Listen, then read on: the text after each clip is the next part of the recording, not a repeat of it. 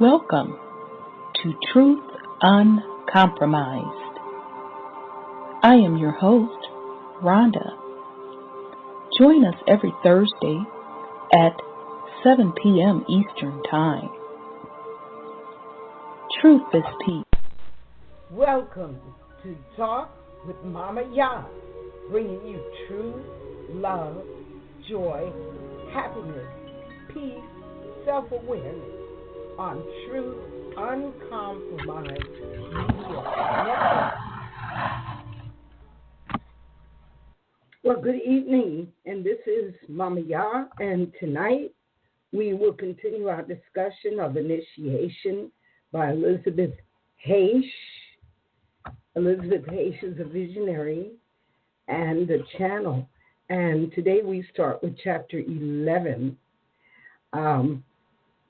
So while we wait for some of our guests to join us, I'm just going to read from the back of the book. Written at the request of her advanced students, Initiation is an illuminating autobiography that connects the 20th century European life of internationally beloved teacher Elisabeth Haich and her lucid memories of initiation into the hidden mystical teachings of the priesthood in ancient Egypt. A compelling story within a story emerges detailing the life experiences that catalyzed her spiritual path. Initiation is a timeless classic, communicated in modern terms, inspiring generations of spiritual seekers globally. Whether read as an autobiographical novel unveiling mystical truths or as a unique glimpse into Elisabeth Haich's exceptional journey to initiation, the personal impact on the reader is profound. To read Initiation is to be part of the initiation itself. And we will begin this week with Chapter 11. I invite you to go back and listen 2 weeks ago on August 16th when we did Chapters 1 to 10. And good evening, 6859. Are you there? Hello? Okay. They may not be ready right now to talk. So, take them out of the queue for the moment. And if you would like to call in and speak, you would dial 929-477-3858. Or you could call with Skype. So, in Chapter 11, Elisabeth discusses a dream that she had about a baby that was being born. And it happened, the dream happened a year before the actual occurrence. The baby was blue, and the baby wasn't breathing. And a young doctor came into the room where the woman giving birth was and worked with the baby for 20 minutes before the baby was able to breathe.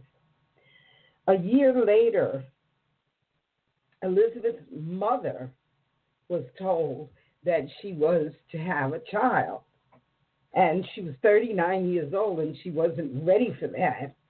But nevertheless, she was pregnant. She had 3 older children, and these children were much older. Her youngest child was 14, and Elisabeth was 19 at the time. And several things came out of this experience. She said, in my dream, I was able to look into all rooms simultaneously, which of course would have been impossible in reality. And yet, we are now moving into the fifth dimension, or we've begun this process several decades ago now, but we are aligned with the fifth dimension. So it takes, it's a matter of raising consciousness to be able to participate in activities in fifth dimension. And that's really about manifestation. Actually, it's been said that very soon we will not be using money because we'll be able to manifest what we need. And I want to talk about the hurricane in Houston, which has made several thousands of people homeless, and some people have lost their lives. Well, now is the time for them to begin to use their powers of manifestation to put themselves in a safe place. Let me see if my guest will come in. Hello, guest, 6859. Hello. Okay, they're not ready. I'm going to leave your mic open. If you would like to talk, you may. And I just want to make sure that you can hear me. Okay. So fifth dimensional existence would mean that we are manifesting everything that we need immediately, and money will then become obsolete. Of course, many of us are waiting for that moment, but we have been working toward that for many millennia, and the time is now. And with Elisabeth, is that this younger sister that was born created sibling rivalry in that the older children, the older sister Greta was 19, actually Elisabeth was 16, and her brother was 9 when the child was born. And they were not getting the attention from their parents that the baby was getting. So that kind of created sibling rivalry. And I'm curious to know how many of you have experienced sibling rivalry. Many people, I mean, this goes back centuries, millennia, where people did not get along with their siblings. Now, in chapter 12, she talks about her jealous fiance and how she felt trapped in this relationship that was stifling her sociability and her creativity. And she managed to get away from this fiance. However, she turned right around and met a young man. I don't think it was 3 days after she broke up with the jealous fiance. This was when she was 19. However, this new boyfriend was a soulmate, and they did eventually get married and have a child. Well, before they did get married, Elisabeth had another dream. She said, I dreamt of many things in a chaotic and senseless manner. But then suddenly I began to hear a strange sound which repeated itself in a rhythmical way, a kind of snapping noise which became louder and louder till I abruptly regained consciousness and awoke. I opened my eyes and noticed that the rhythmical sound coming from the whip of a slave driver who was marching beside me and cracking his whip to keep the slaves who are pulling me in step. I am reclining on something like a sledge on rails which glides along slowly. I realize that I am being taken away from the palace. A moment ago, I heard the doors being closed. So she's still in this dream. Well, the difficult thing about it is she realizes that she is being taken to a burial ground, which is a tomb. And at the end of her dream, she says, I hear a familiar voice calmly and telling me it's. She says, how long must I stay here, a prisoner? And the voice said, 3,000 years. She says, terror grips me anew and consciousness fades into oblivion.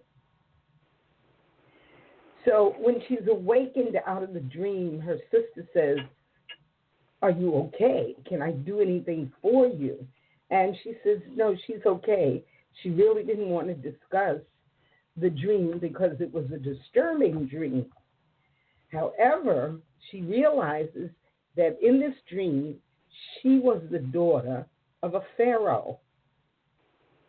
And the pharaoh's wife had died. She was the only daughter, and the pharaoh took her as his wife. She said, if the wife of the pharaoh died and he had no sisters, the accepted procedure was to make his own daughter his wife. He could never have placed a woman who did not belong to the family over his own daughter, who was born in the family of a pharaoh. And who else but his daughter could have sat beside him as his queen and regal wife, if not the next female member of the family in line of descent? It would have been immoral to introduce a woman of lower heritage into the family. So the question becomes the difference between morality and incest. Or was this a platonic relationship between the pharaoh and his daughter? But nevertheless, questions of morality come into play. So now, when she's awake now from this dream, and she says to her father that she learned about pyramids, that they were burial places, but that she had information, no, people were not buried in pyramids, that they were taken outside to the city of the dead, which is probably a cemetery, where the tombs were. And so the pyramids had to have been used for something else. And so the ideas that we have about ancient times and ancient places, they come from scientists. But she says scientists evolve great theories which change every 20 years. So how do we depend upon history?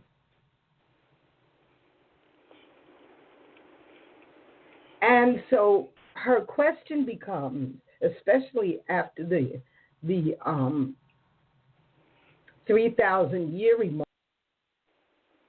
voice for 3,000 years, can it be possible that human beings live more than once? So the idea of reincarnation is introduced in this chapter.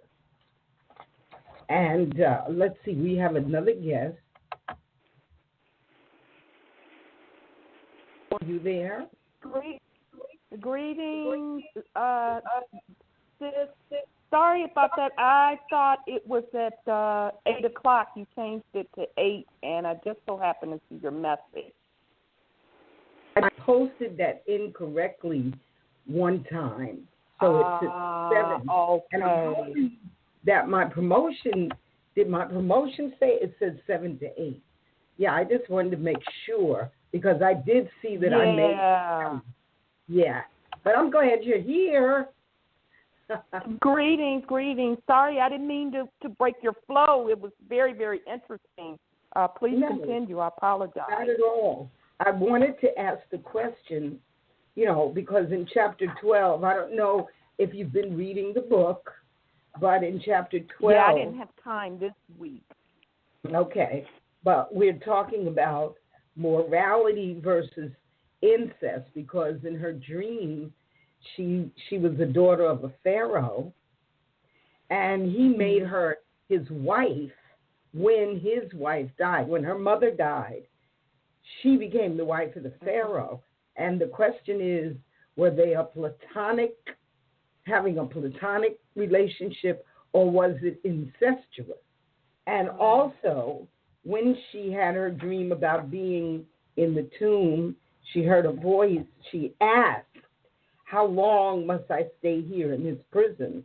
And she heard a familiar voice say 3,000 years. And so then she just fell into oblivion. So reincarnation is introduced in this chapter. And so what are your ideas about reincarnation? It's interesting that this is brought up tonight. I just had a conversation with someone yesterday on reincarnation, and my exact words were this. Wow, I can't make this stuff up, how stuff synchronizes. I said that there's two types of reincarnation. Now, this is just my humble opinion. Two types of reincarnation.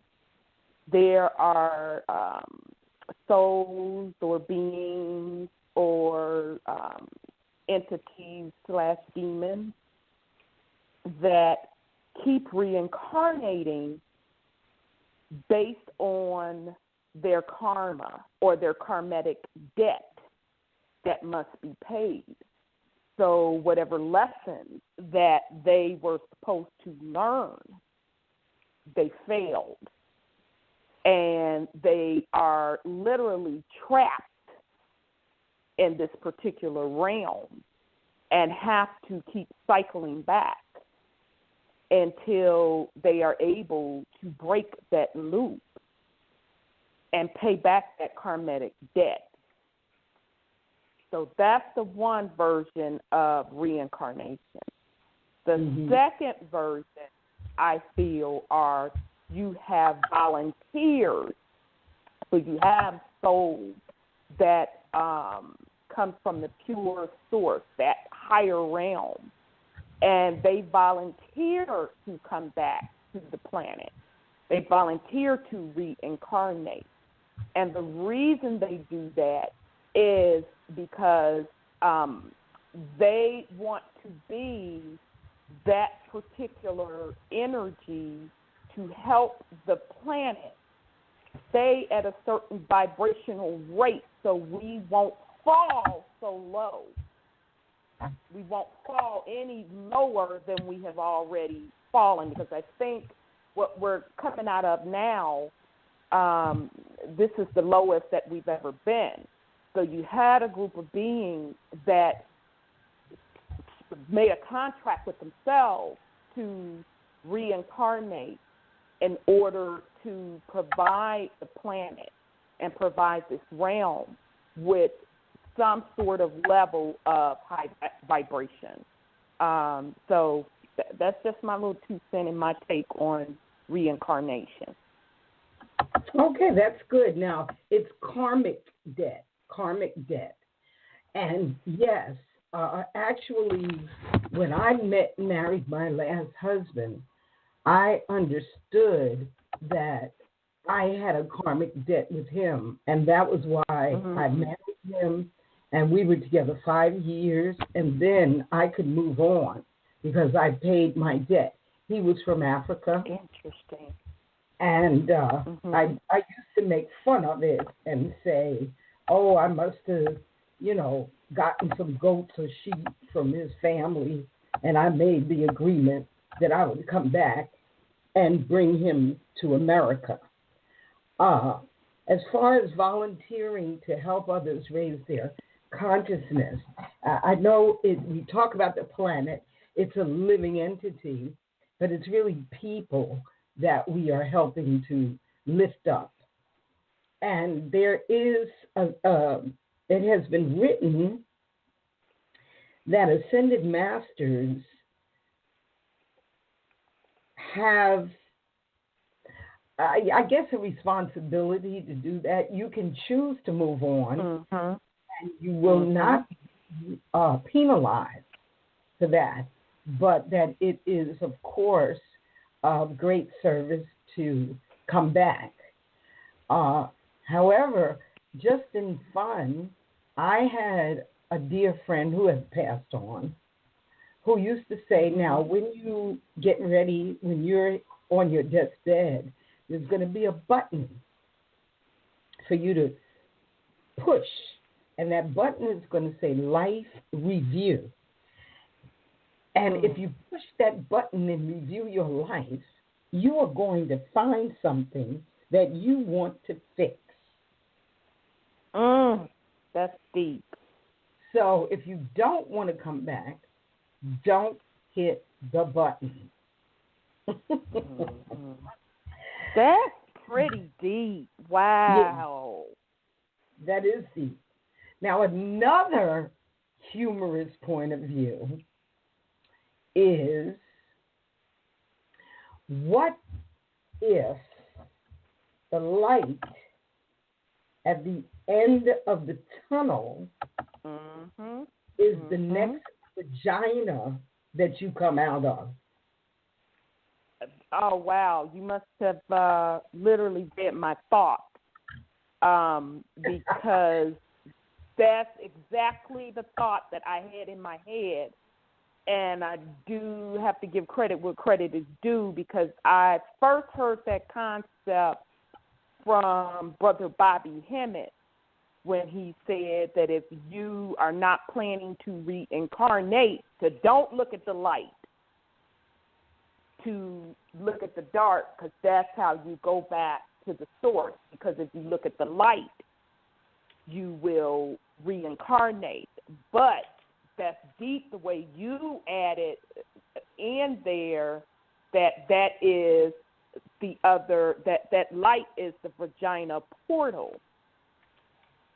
Deep. Right. I mean, which would stand to reason. I get it. Yeah, it would stand to reason. And I think before you came on, I was saying that dreams are premonitions.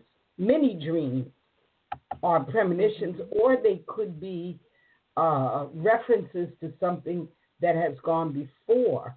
And I was talking about the hurricane. And actually last night, I had a dream that I was in around 14th, 15th, 16th century, either France or England, at a banquet. But I was looking for my present day piano player, and his wife was washing the car, and she was laying in front of the car in water. So I was just, my mind was probably steeped with what's going on in Houston. You see. And so there are other things that come from this fifth dimensional experience. The planet is being cleansed. Souls are making mass ascensions. People are being driven out of their comfort zone, and almost being forced to use their powers, their fifth dimensional powers of manifestation.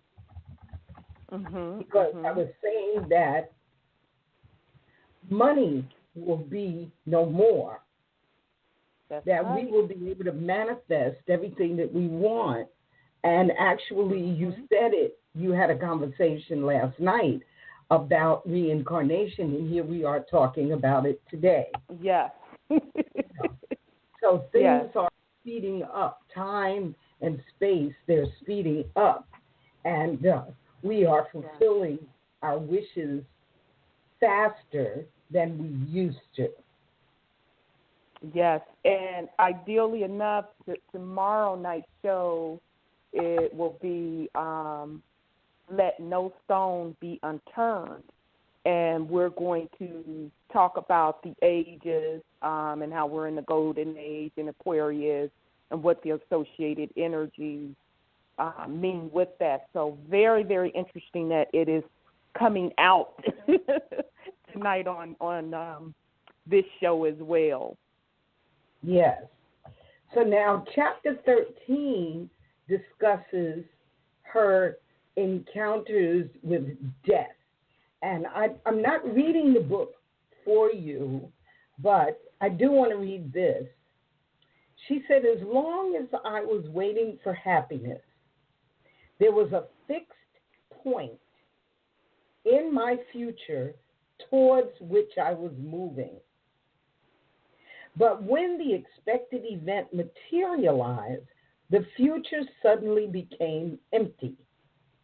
So this is what I believe happens to so many people that are depressed, because they have this high point, and then that, they had all this anticipation and, a lot of like post-natal syndrome. When a baby is born, a lot of mothers are very depressed, Right. So this happened to be her wedding to the second man that she was engaged to.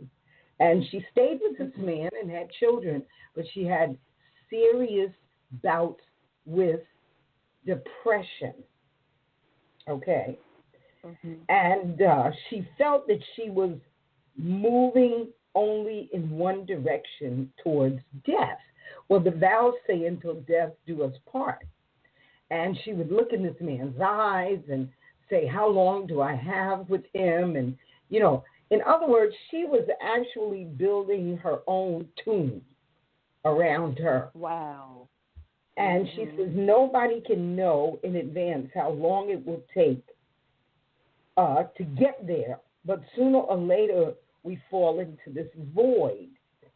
Well, since this is Momma YAH talking, I'm going to be 70 years old, and I have found that about every 4 to 5 years, I've had to reinvent myself, keep from spiraling downward, to keep from being bored, to keep from being depressed, to keep from, being unhappy. And so reinvention is part of your responsibility. This is your life. This is your canvas. What are you painting on this canvas? But Elisabeth says people act as if everything were permanent. They refuse to realize that our being together here on earth is only a gift of short duration, as it will someday have to end. What's the good of being happy if we are obliged to be even unhappier later? The greater the happiness, the greater the loss. Only the person who has never been happy is really and permanently happy. Okay, and she says, constant suffering led me to find the unending, infinite eternity, the eternal, divine being itself. And that eternal divine being is within you. And, I'm so fortunate because I learned this at a very young age. She had a practice when she was about 6 years old of standing in the mirror and looking into her eyes to see that soul self. Well, I had that experience when I was 5, and I never forget it. I never forget it. I used to stand on the garbage can, the trash can in the bathroom, to look into my eyes. So once you understand that you are this infinite, eternal, divine being, it's easier to live on the planet. But what is difficult is to see the way people treat each other. Yeah. Yeah. Now, it's interesting. Oh, I'm sorry. Go ahead, sis. Yeah, no, go ahead. Speak. It's interesting. I kind of got chills when you were talking about that mirror story because I was about 5, and I would do the same thing, except I would look in the mirror and say, "Who am I? Who am I? Who am I?" And I did that like all the way up until my teens, and didn't know why I was doing it, and then I came to learn that mirror very much so symbolizes portals into other dimensions as well. So that's very interesting that she brought that out in the book, and that you experienced that same thing around the exact same age. That's very, very interesting. Yes, and she says that. So when are you going to, once you pass, what eyes are you going to see with after that? You're going to see with new eyes. You're going to have new eyes. Because everything has an expiration date. Everybody wants to get to heaven, but nobody wants to die, And I look at death as graduation. Now, we have someone at 7205. Would 7205 like to say something? Hello? Your number is 7205. Okay. Greetings, beloved. Greetings. And you want to state your name? This is Brother Sean. Hello. How are you? Happy to have you here tonight. Would you like to comment on anything that we've been talking about so far? Y'all been pretty much on point. I mean, haven't left much room for anything. Y'all on all cylinders. Y'all hitting on all cylinders. Okay. All right. And we have 5700. Hello? Hello, how you doing? Hello, state your name. Oh, my name is Kelly. Brother Kel. Oh, hey, Brother Kel. Hey, Brother Kel. I'm sorry, I just tuned in because I knew it was gonna be a show. I knew it was gonna be a show today, but I was occupied trying to make it home, so I just tuned in, so I didn't get to hear everything. But I agree with what you said because it crossed my mind. Everybody want to go to heaven, but don't want to die. Yes. So I'm going to continue with this chapter 13, where she says that people like the fairy tales of religion about the other side and the other world. These are figments of the imagination intended to be a seductive, a sedative to people. Yeah, people like to be sedated also. But the thinking person insists on having proof. Within myself, I constantly bore a heavy spiritual burden without being able to shake it off. Sooner or later, however, a constant burden on the soul is bound to affect the body. So now my question becomes, to believe is to what? I think that there's a difference between believing and knowing. Mm-hmm. And I believe when I was 5, I knew. I did not ask the question, who am I? I knew who I was until this day. So I'm saying for 65 years, I've known that I am a divine being having a human experience. And so would anybody like to comment? Yeah. It's pretty much been that way for me also. I mean, as far as for believing, it's just something I haven't been able to do. I mean, take like in a relationship, for instance. A man has to bend over backwards nowadays to prove himself.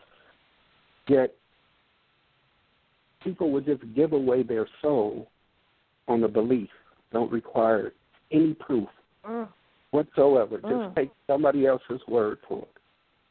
But everything else in life, you have to prove yourself, whether you're talking about a job, sports, everything in life requires proof and knowing. But there's one thing that pertains to your soul. They want you to believe. That's deep.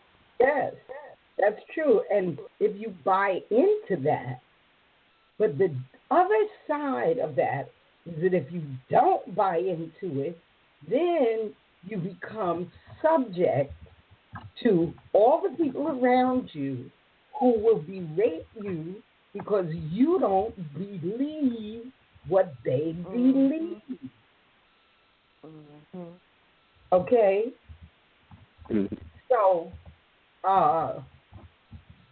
you know, these are difficult times. People are sitting in Houston waiting for God to save them, but they don't understand that they are God. And that the people around them that are doing things for them are God. Are the gods. That's right. You see? So when you believe things that you don't understand, then you suffer. Isn't that what Stevie Wonder said? Yeah, superstitious. Very superstitious. That's right. Yeah.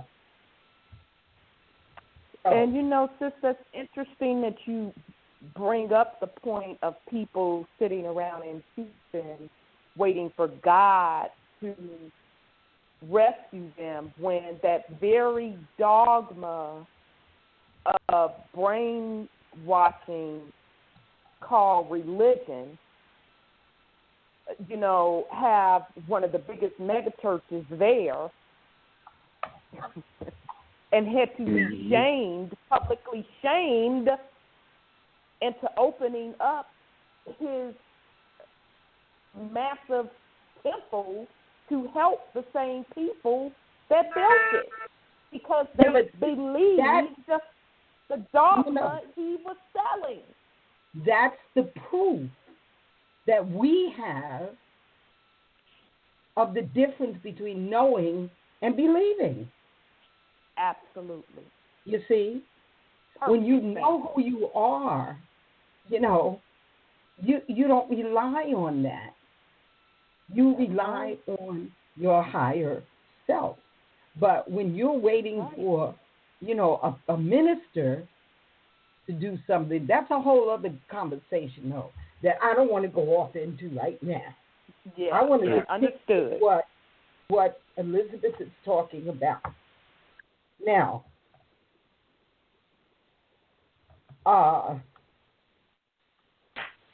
she became depressed. And she said the depression that she was experiencing was a condition that occurred in old age, not in young people. But she had a situation with her eyes where she felt she was becoming blind. And she had to deal with that affliction. Okay. She was getting injections to help, but they weren't helping. And then people were telling her, just don't think about it. And that wasn't helping. You know, so I think what happened, she had a baby. And once she brought the baby into her life, she was distracted by this child. And it took her mind off of the eye ailment that she was having, that she felt she was going blind. So she says, I was learning to control the natural instinct, which is one of the most advanced yoga exercises, which eventually brings about complete control over all bodily function. And I think it's very funny that today you have people that capitalize on yoga. You know, yoga has been around since for at least 8,000 years. Right. And so, but you know, we live in a society where everything, and I'm trying to be diplomatic here, we live in a society where people, they will open a shop, invite you in, and charge you to learn what is most natural. It should be most natural to you. So I just wanted to bring that point out from chapter 4. But mostly I wanted to talk about the voice. And I wanted to know, do you hear your inner voice? Who among you has an inner voice that you hear? Well, I know for me, I hear it all the time. And, you know, that goes back to conditioning when you were growing up and folks tell you, don't be talking to yourself. And, you know, all along I knew that that's what I was supposed to be doing, having a conversation with my inner voice, which is really just your higher self. So, yeah, absolutely. I did it all throughout my childhood, and I still do it. Okay, but see, there's a point where you quiet the mind. I must have written quiet the mind about 4 times. Quiet the mind.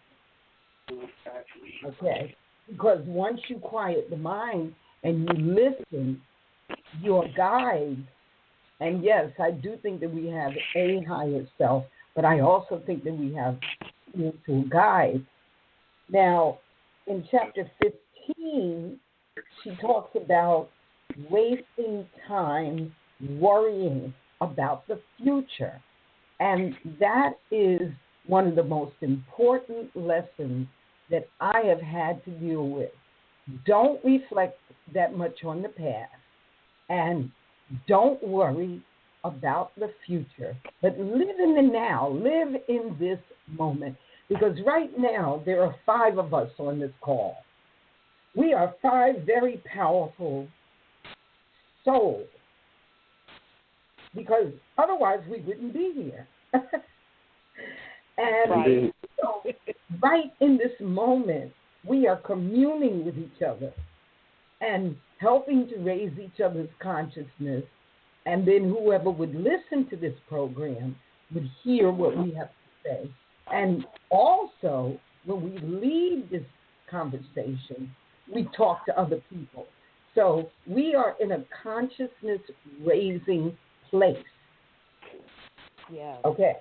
And we are not caught up in spiritual blindness. Mm-hmm. Yep. So how do you cure spiritual blindness? She said, I was enclosed in darkness, for I sensed death everywhere and could not grasp the meaning of life. I desired to become seeing. It was my greatest wish, but how?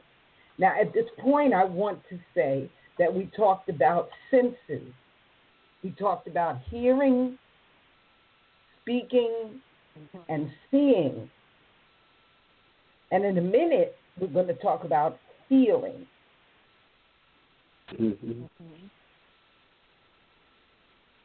Okay, so once she had this baby, she wasn't alone with her thoughts. And she says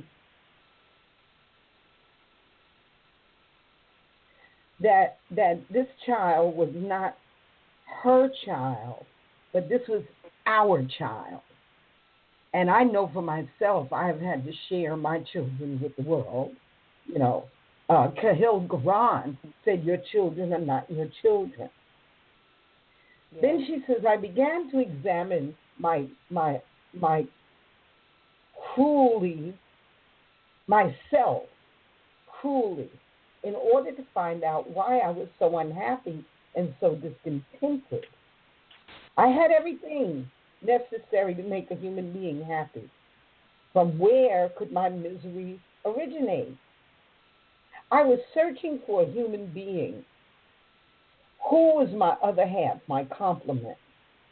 Love is the revelation. Love is the revelation of a power which forces two complementary halves to unite. But we always think it is a man and a woman, but it's not. Mm-hmm. It's your higher self and your earthly self.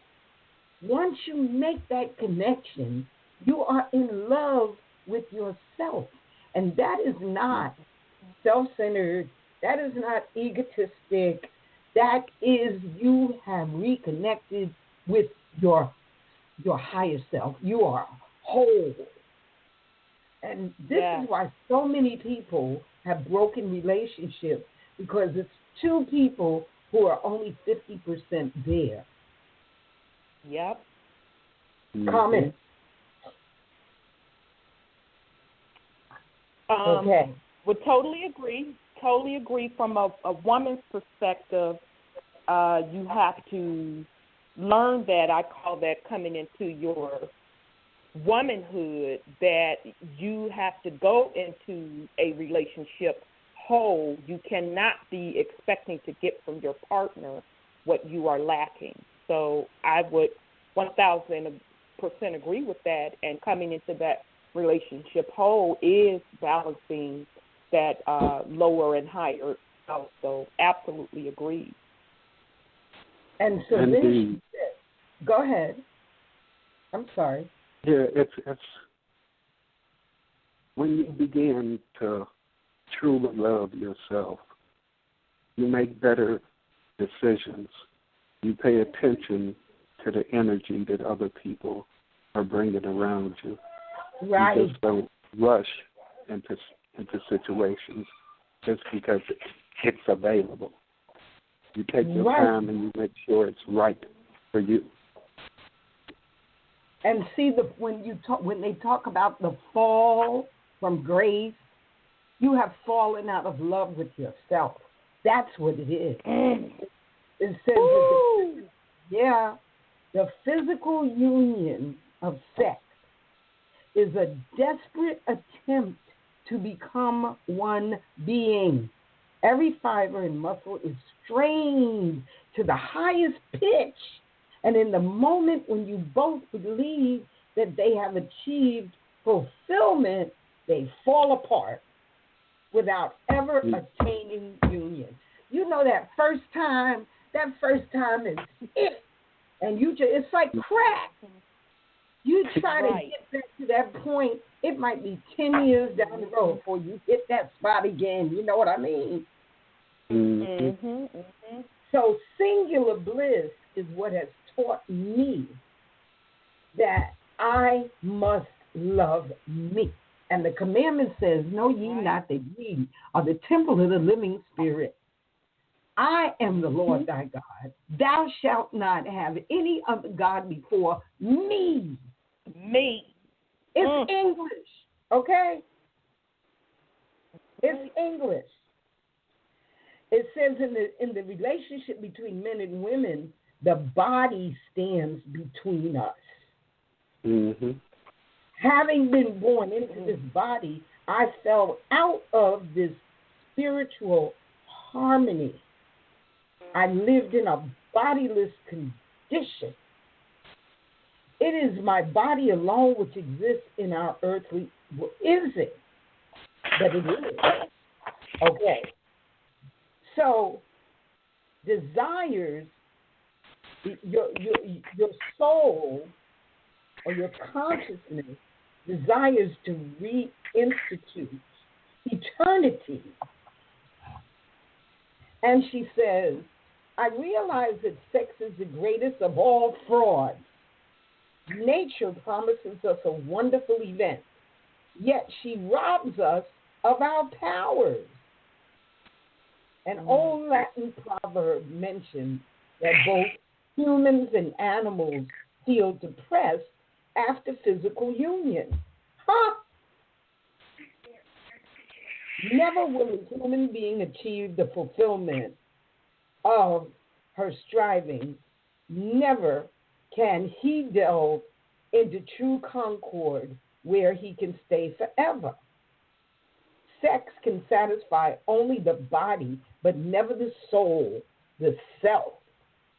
Yet we have these, this is me now, we have these roles, and women will say, well, I'm his helpmate. Oh, wait a minute. I wasn't created to be your helpmate. Excuse me? No. Right? No. We may help each other, but I wasn't born and created. I didn't put in all of these millennia to come here and be somebody's helpmate. I'm not the help. Right. Okay. Let's not linger. Now, chapter 16 is a struggle for life. Live where you are. Where was I to begin? Religion talks about the life beyond, and yet the priests wanted me to believe all sorts of dogma that they didn't even understand. Don't try to shove what you don't understand down my throat. Things are never bad. This is what Epictetus, this is a Greek philosopher, said. Things are never bad. It's the way you think about them. Well, maybe those people in Houston are not thinking right. Is that what it is? Or created by a group of people that are trying to help these people make a mass ascension for their own benefit, not for the people's benefit. Just questions I'm throwing out there. So the ultimate goal is union between your mind, your body, and your soul. And the object is to quiet the mind. Okay.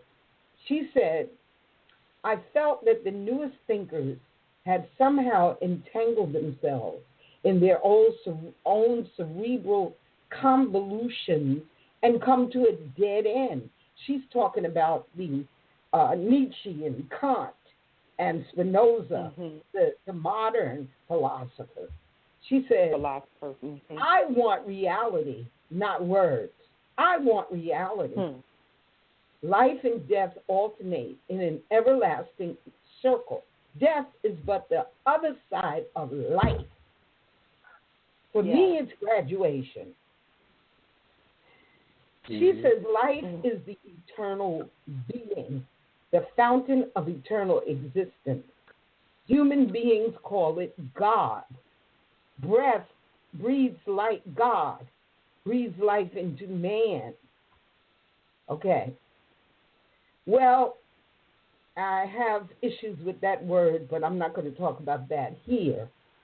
She said, I had stood before the mirror, examining the picture of the invisible, my own reflection.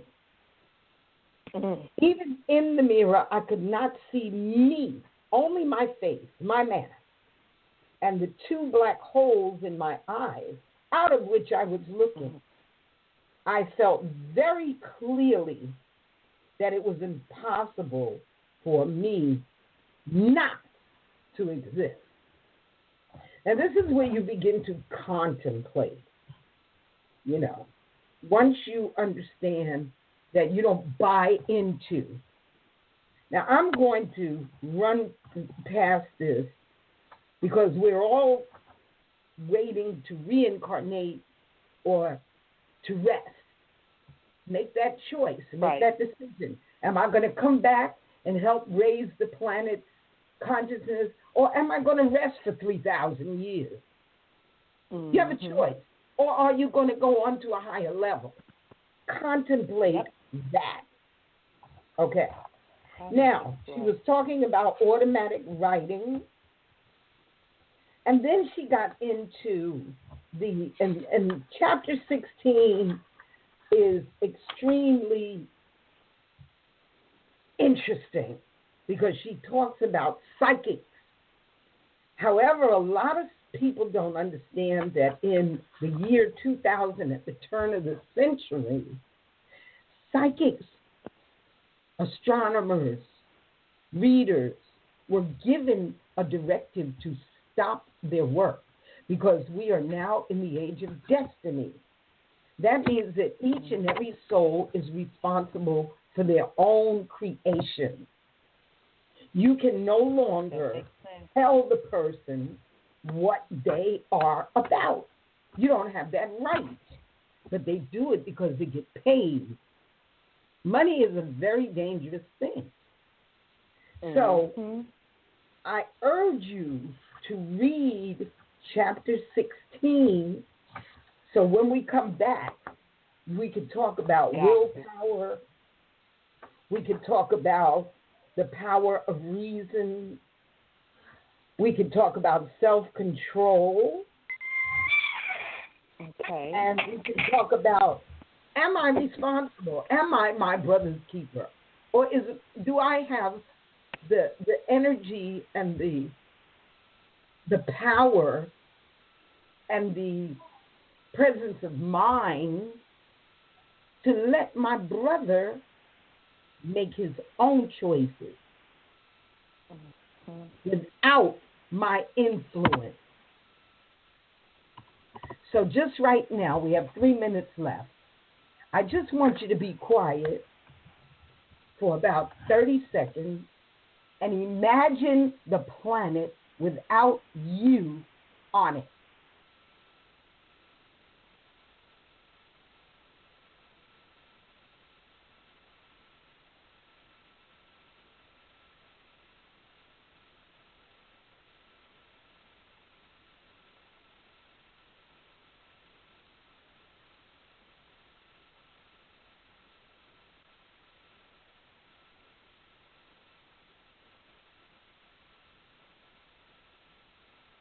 So we have 2 minutes to discuss it. Who wants to talk?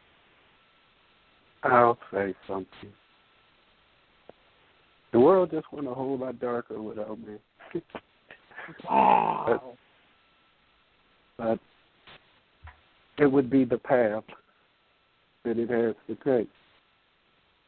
I mean, I put in the time trying to correct and uplift my brother and sister, and it's brought nothing but heaviness to me. I got to do me. Everybody's free to do what they want to do. I'm cool with it. I'm trying to send up out of here. Okay. Anybody else? Well, I took the 30 seconds and reflected what it would be without me. I'm like, okay, we wouldn't be gathered together right now. None of my siblings would have been born. So that right there within itself was powerful to me. Indeed. So, which led me to the same conclusion as Brother Sean. I fulfilled my contract. No need for me to reincarnate onto the higher realm. Sounds like we're going to be meeting somewhere else. Ain't nobody trying to push that button or look at that light. Well, you know, when you see that the planet apparently is spiraling out of control, however, there is control. There is control. Each person has a higher self. And I call on my higher self to talk to the higher selves of everyone in the queue and everyone in my family, all of my friends, associates, all of the people around the planet. Lift us up. Lift us up. Lift us up where we belong. I love you, and the show is over. Good night. Good night, sis. Peace and love, family. Peace and love. Bye.